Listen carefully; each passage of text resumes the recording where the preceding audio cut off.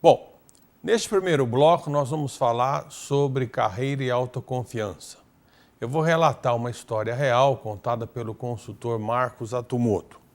Uma média empresa de consultoria de São Paulo, com aproximadamente 200 funcionários, realizava a cada 2 semanas uma reunião geral com todos os seus 8 diretores.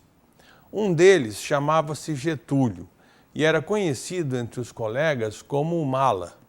Ninguém gostava dele porque ele tinha mania de procurar pelo em ovo, ou seja, quando o grupo já tinha tomado uma decisão, ele sempre levantava um ponto.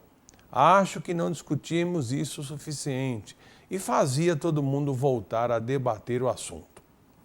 Uma reunião com Getúlio levava sempre mais tempo, até 1 hora a mais. Nesta época eu dava consultoria para esta empresa e uma vez um dos sócios me disse que pensava em dispensar o Getúlio. Perguntei por que ele faria isso e ele respondeu, laconicamente inclusive: não precisamos de gente como ele aqui, precisamos de pessoas que jogam junto, como um time e não do contra como ele. Então eu fiz uma outra pergunta. Alguma vez o Getúlio levantou uma questão que depois de discutirem mais, vocês mudaram a decisão e a nova decisão acabou se provando melhor? Ele respondeu que sim, inclusive mais de uma vez. Bem, acho que o Getúlio é a pessoa mais importante que a empresa tem na sua equipe. Ele parece ser o único que não se sujeita a votar pela maioria. Ele tem uma opinião própria e não tem medo de manifestá-la e lutar por ela. Isso é raro nas empresas. Normalmente as pessoas têm medo de serem diferentes ou pior, não conseguem enxergar o que está na cara delas. Quando você encontra uma pessoa que vê o que ninguém viu, você precisa mantê-la a todo custo, pois ela pode abrir os olhos de quem só tem uma visão da coisa. O gestor refletiu e acabou cedendo ao meu argumento, e o Getúlio continua lá depois de quase 10 anos deste episódio. O que nós aprendemos dessa história? Nós aprendemos como é importante o autoconhecimento, saber do que nós somos capazes, conhecer as nossas limitações e potencialidades.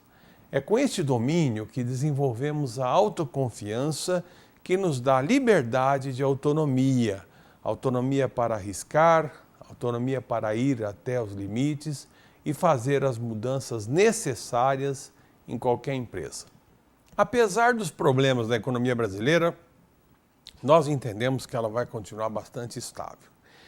Quem olha para os números da economia pode ter a impressão de que os problemas estão se acumulando e que estão à beira de deixar o governo sem ação. Mas não é bem assim. Apesar do desempenho insatisfatório, nada aponta para um descarrilamento geral.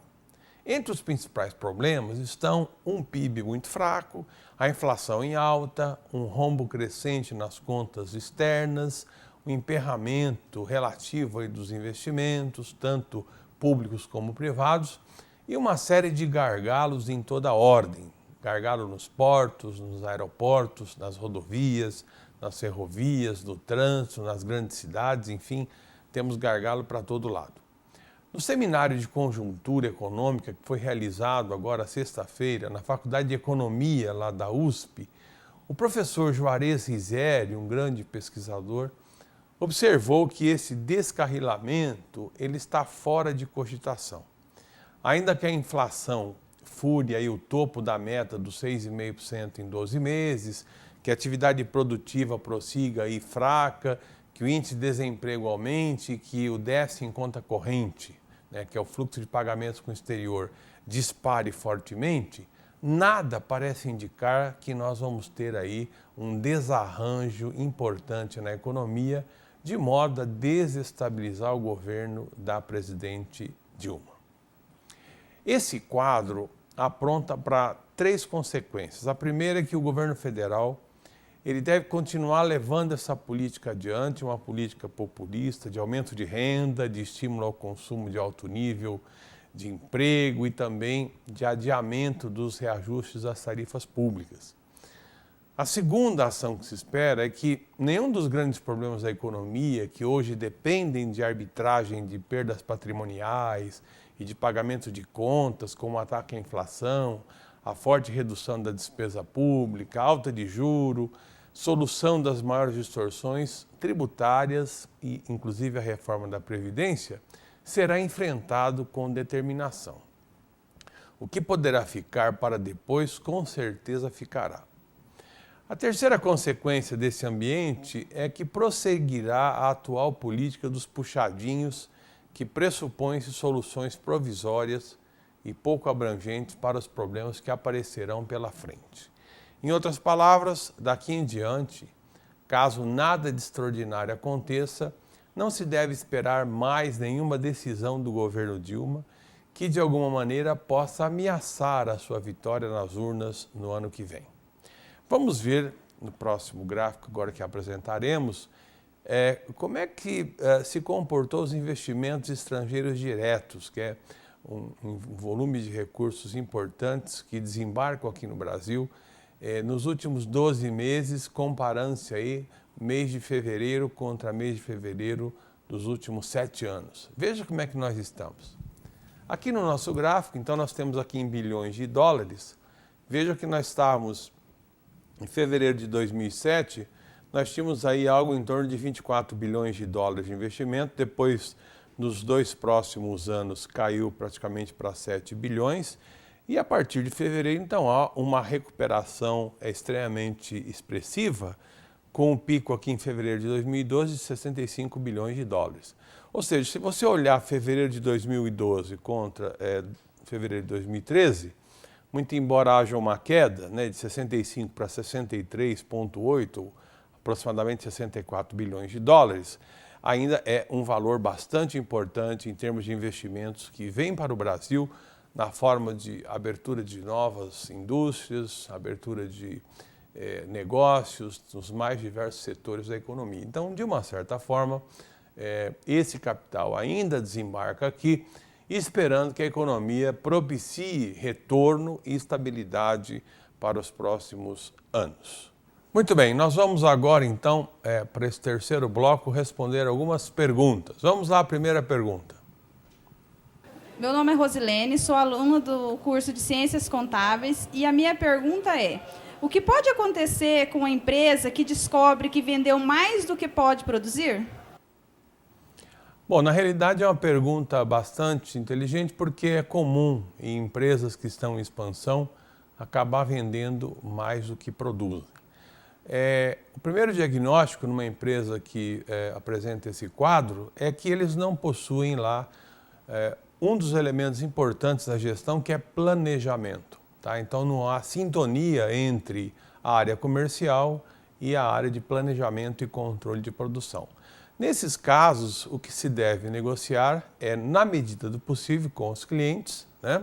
Se você não consegue aumentar a capacidade instalada a curto prazo da empresa, o que é muito difícil, para tentar, então, entregar além do prazo que foi contratado. Esta é uma política danosa, isso, de uma certa forma, arranha a imagem da empresa e é, de fato, uma atitude que nós devemos evitar a todo custo. Vender e não entregar, é melhor não vender. Vamos a mais uma pergunta. Camila Zanquete Farias, Ciências Contábeis. Quais as ferramentas que a controladoria pode utilizar para controlar as vantagens competitivas de uma empresa? Bom, vantagem competitiva hoje é a palavra-chave para sustentabilidade financeira de qualquer negócio. Você só permanece no mercado se você tem vantagem competitiva. E a vantagem competitiva está vinculada diretamente com o processo de inovação, principalmente com inovação. Não há como permanecer no mercado quando você não é capaz de inovar todos os dias. Tá? A controladoria tem toda uma área de planejamento estratégico e de acompanhamento de mercados que permite sinalizar à empresa até que ponto ela está em relação ao seu setor, mantendo ou não as suas vantagens competitivas. É claro que o resultado operacional disso é que se você não tem essa vantagem, você acaba perdendo rentabilidade, e isso nós conseguimos também monitorar através dos demonstrativos contábeis. Mas, de uma certa forma, existem uma série de avaliações qualitativas em mercado que, através de mapas estratégicos, a gente consegue controlar e verificar até que ponto essa vantagem está sendo mantida.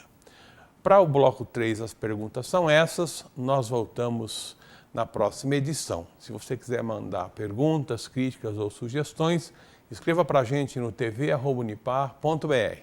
Obrigado pela sua audiência e até o próximo encontro. Até mais.